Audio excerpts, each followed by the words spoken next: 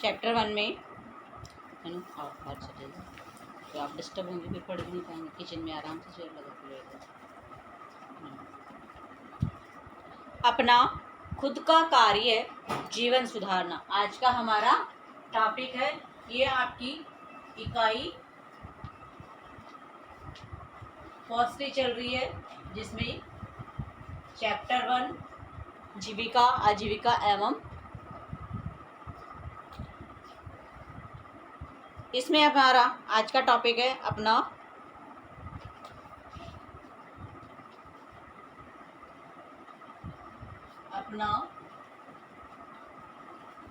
खुद का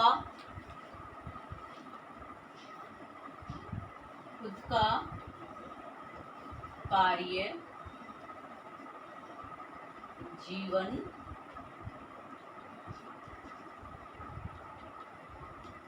सुधारना। यानी हमारा श्रम का कार्य क्या है, कार्य क्यों करते हैं हम कार्य, हम अपना जीवन सुधारने के लिए ही कार्य करते हैं। ठीक है, क्या किस लिए करते हैं हम कार्य, अपना श्रम का जीवन सुधारने के लिए। हर चीज के पीछे कुछ न कुछ रीजन होता है, किसी कार्य को करने के पीछे कुछ न कुछ हमारा रीजन होता है। अब देखिए, किसी भी संस्थान अथवा कंपनी के कर्मचारियों के संपूर्ण कार्य जीवन की गुणवत्ता को बढ़ाना एवं बनाए रखना संस्थान कंपनी के विकास के लिए महत्वपूर्ण होता है। हर कर्मचारी के लिए यह जरूरी है कि वह ईमानदारी के साथ अपना कार्य जीवन सुधारे, ताकि उसे नौकरी से संतोष प्राप्त हो तथा उत्पादन की गुणवत्ता और उसकी मात्रा में वृद्धि हो। कर्मचारी के दृष्टिकोण से कार्य जीवन का संबंध केवल नौकरी से ही नहीं होता है तथा उत्पादन की गुणवत्ता और उसकी मात्रा में वृद्धि भी होती है। कर्मचारी के दृष्टिकोण से कार्य जीवन का संबंध केवल नौकरी से ही नहीं बल्कि इस बात से भी होता है कि वह अपने कार्य जीवन का कैसे अनुभव करता है। इस दिशा में यह भी महत्वपूर्ण है कि व्यक्ति अपने कार्य को ऊर्जा, आत्मसंतोष और आत्म विकास के स्रोत के रूप में देखे। इसके लिए कई प्रकार के उपाय सुझाए गए हैं।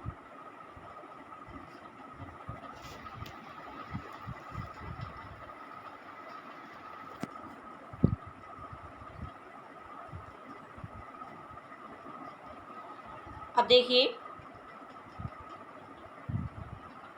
कोई भी कार्य हम जब करते हैं तो उसमें हमको एक आत्म संतुष्टि प्राप्त होती है। क्या प्राप्त होती है?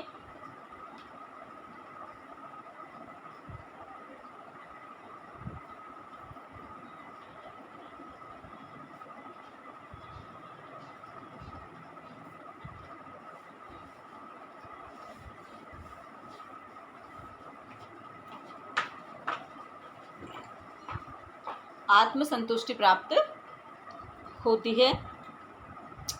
इसके लिए हमें किस प्रकार के कार्य करने चाहिए, तो हम इनको पॉइंटों में समझेंगे कि हम श्रम का जीवन सुधारने के लिए जो कार्य करते हैं जिनसे हमें आत्म संतुष्टि होती है, और वो आत्म संतुष्टि हमें किस प्रकार से होती है, उनके लिए हमें कौन से सुझाव अपनाए जाने चाहिए या हमें किसी और को दूसरे सुझाव ऐसे दिए जाने चाहिए।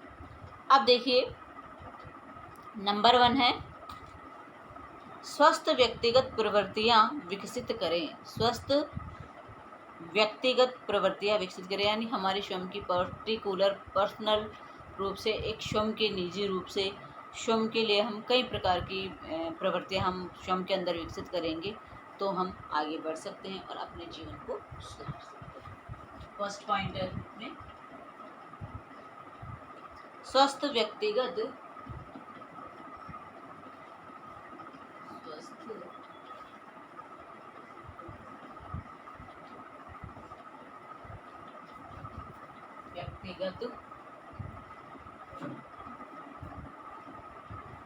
प्रवृत्तियां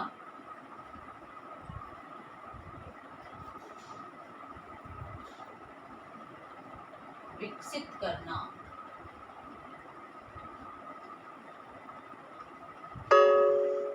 विकसित करना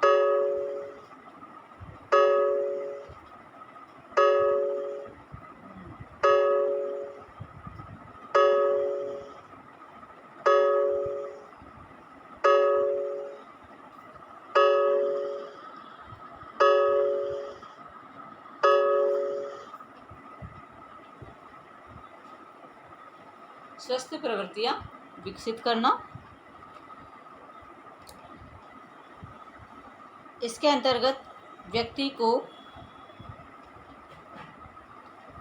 अपने शरीर, मस्तिष्क तथा कार्य की प्रवृत्ति को ध्यान में रखते हुए जीवन शैली बनाए रखने के लिए पौष्टिक आहार लेना चाहिए, पर्याप्त और उचित व्यायाम करना चाहिए तथा पर्याप्त नींद लेनी चाहिए। इस प्रकार की जीवन शैली कार्यस्थल पर चुनौतियों और दबावों का सामना करने में अत्यंत सहायक होती है। क्या होती है? किसी भी कार्य को करने में अत्यंत सहायक होती है। व्यक्ति को अपने शरीर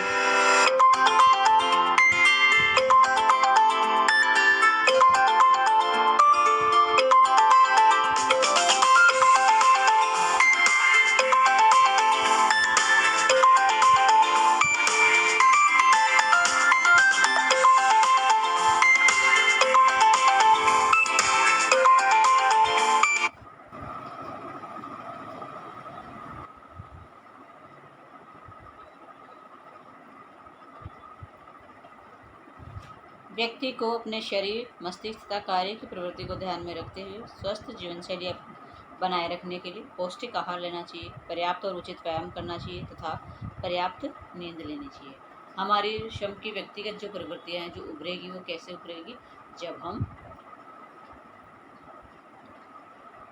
श्रम के अंदर अपने जीवन शैली में कुछ परिवर्तन करते हैं। इसके लिए हमें ढंग से नींद लेनी चाहिए और अच्छा पोषण लेना चाहिए और डेली हमें व्यायाम करना चाहिए। तब कहीं जाके हमारे अंदर स्वस्थ व्यक्तिगत प्रवृत्तियाँ विकसित हो पाएंगी, अन्यथा नहीं हो पाएंगी। फिर है सेकंड, परानुभूति और सहानुभूतिशील बने। देखिए,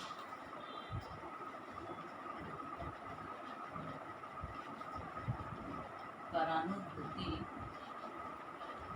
एवं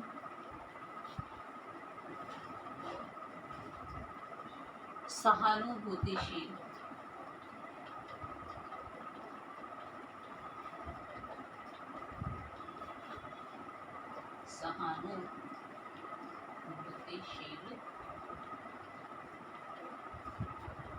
बने। परानुभूति यानी श्रम की भावनाओं को समझे हम। फिर है सहानुभूति।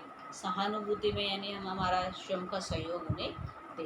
तो दो चीज़ें हमारे सामने हैं, सामने वाले की फीलिंग को समझना तथा हमारे श्रम की फीलिंग, या हम दूसरों के प्रति एक कर्तव्यनिष्ठ, एक सहयोगी के रूप में रहे, तो हम उसको कहेंगे सहानुभूति। और परानुभूति, दोनों चीज़ों का सम्मिश्रण होना बहुत ज़रूरी है।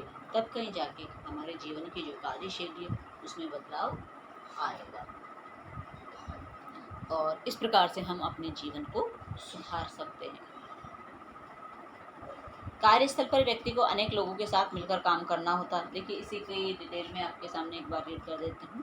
कार्यस्थल पर व्यक्ति को अनेक लोगों के साथ मिलकर काम करना होता है। यदि व्यक्ति परानुभूति तथा सहयोग जैसे जीवन कौशल विकसित कर ले तो लोगों से व्यवहार एवं उनके साथ कार्य करना सकारात्मक परिणाम देता है।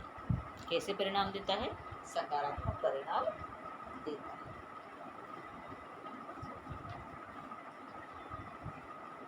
हमें नहीं भूलना चाहिए कि हर व्यक्ति के जीवन के अपने तनाव एवं चिंताएं होती हैं। ऐसे में यदि व्यक्ति दूसरों के प्रति परानुभूतिक दृष्टिकोण रखता है तो इससे उसके दूसरों के साथ संबंध बेहतर होते हैं। देखिए, यदि हम परानुभूति रखते हैं, सहानुभूति रखते हैं, दोनों कौशल हम स्वयं में विकसित कर सकते हैं और दोनों कौशल जब हम स्वयं में विकसित करते हैं तो हमें दूसरों का सहयोग मिलता है, समाज में प्रतिष्ठा मिलती है। ऐसे बहुत सी चीज़ें हैं जो हमें समाज में मिलती है। फिर है थर्ड नंबर पे हमारा परस्पर निर्भरता।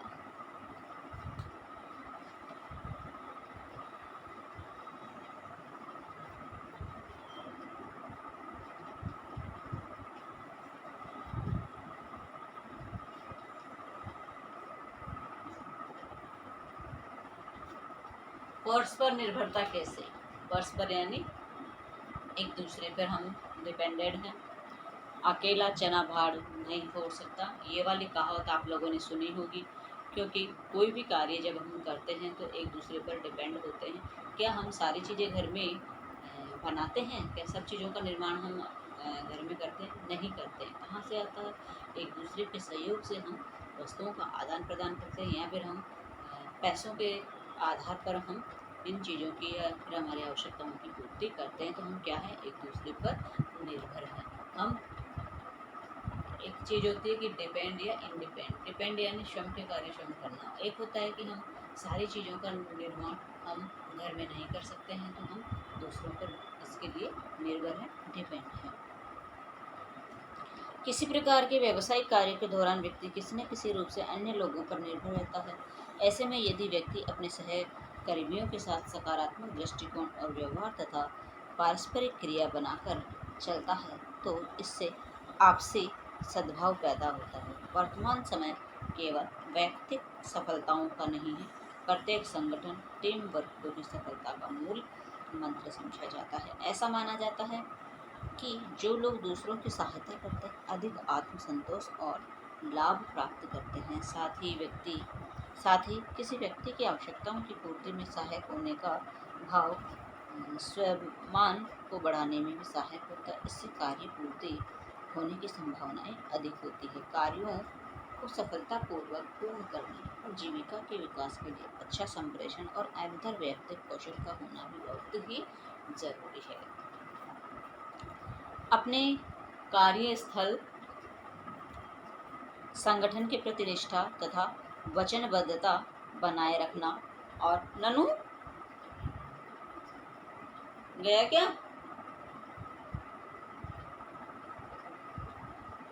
व्यावसायिक रूप से नीतिपरक होना जरूरी है।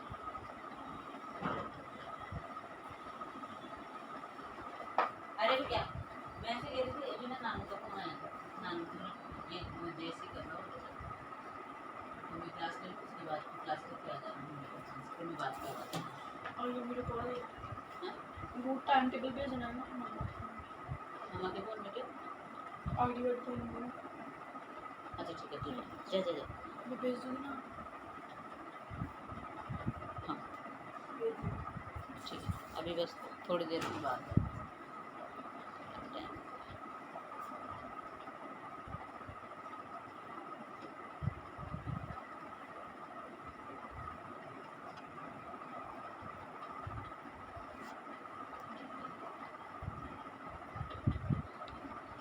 फिर है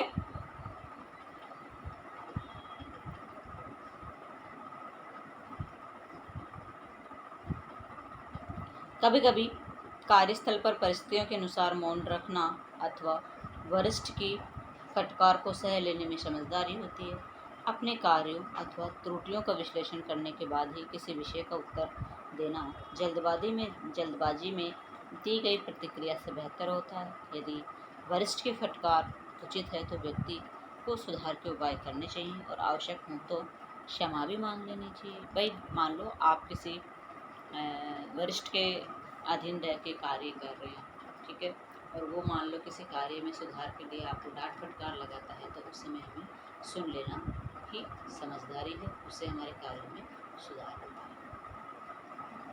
एक समझदार एवं निष्ठावान नागरिक बनना केवल दूसरों का नहीं बल्कि स्वयं का भी कर्तव्य समझकर समुदाय, समाज एवं राष्ट्र के विकास के लिए कार्यरत रहना चाहिए। परस्पर निर्भरता एवं सर्व सुखीन भवन्तु के सिद्धांत द्वारा ही स्वयं तथा समुदाय के लिए बेहतर व्यक्तिक एवं व्यावसायिक वातावरण तैयार होता है तथा व्यक्ति जीवन में आत्मसंतुष्टि प्राप्त कर सकता है। कार्य क्षेत्र में लचीलापन, अनुकूलनशीलता और समस्या समाधान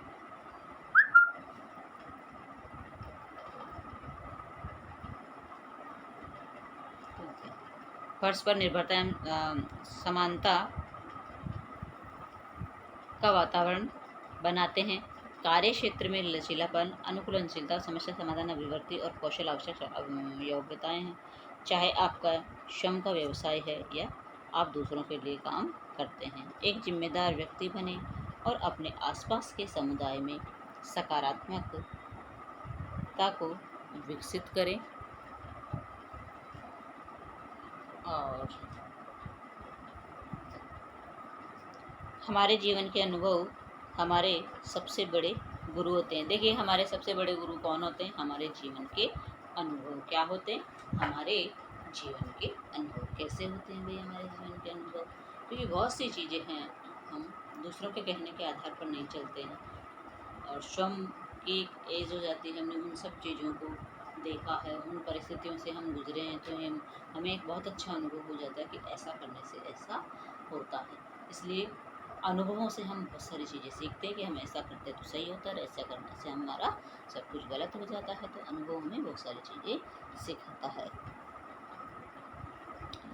जो लोग इन सुझावों को अपनाते हैं, अपने जैसे सोच वाले लोगों को आकर्षित करते हैं, सब मिलकर लोगों का एक समुदाय बना सकते हैं जो सबकी आवश्यकताओं को पूरा करने में मदद करते हुए अपना काम पूरा करने का प्रयास करते हैं।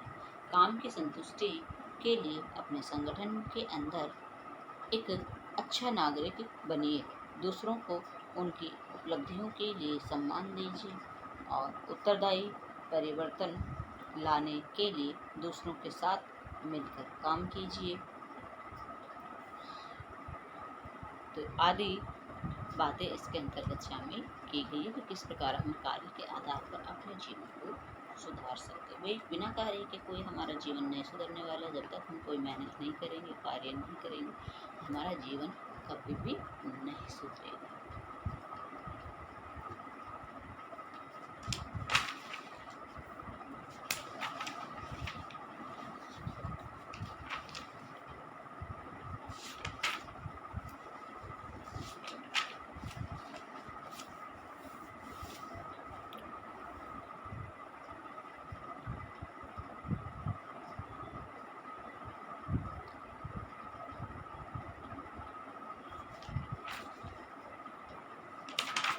फिर है कार्यस्थल पर आवश्यक प्रक्रिया कौशल या सॉफ्ट स्किल्स। ये क्या होती है जानते हैं। उत्पादकतापूर्ण कार्य। काम करने वाला अपने रोजगार और काम में प्रभावी कार्य करने की आदतों और अभिवृत्तियों का प्रयोग करता है। इसके लिए पर्याप्त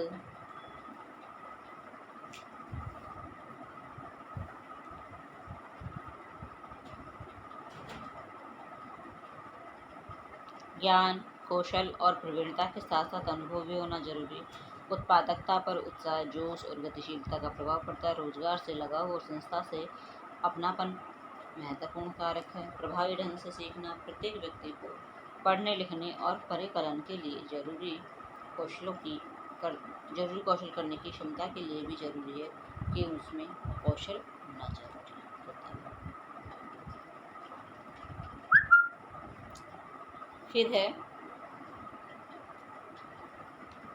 स्पष्ट संप्रेषण। हमारा क्या होना चाहिए? संप्रेषण बहुत ही क्लियर होना चाहिए। कभी भी हम बातचीत करें तो उसमें स्पष्टता हमारी होनी चाहिए। मिलजुल कर काम करना चाहिए, क्योंकि हम एक दूसरे से जुड़े हुए हैं, सामाजिक प्राणी हैं, समाज में रहते हैं, तो हमें हर किसी व्यक्ति की आवश्यकता होती है, सामने वाले को भी हमारी आवश्यकता होती है। तो इसलिए हमें कोई भी कार्य करें तो हमें मिलजुल करके करना चाहिए।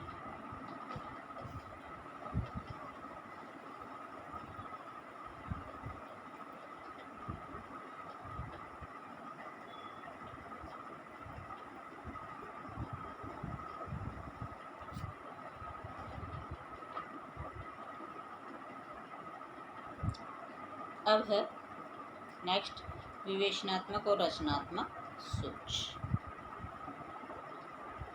फिर अन्य अपेक्षित कौशलों में सम्मिलित। तो ऐसे कई प्रकार की चीज़ें हैं जो हमारे अंदर स्वयं के कार्यों में सुधार लाती है। धन्यवाद।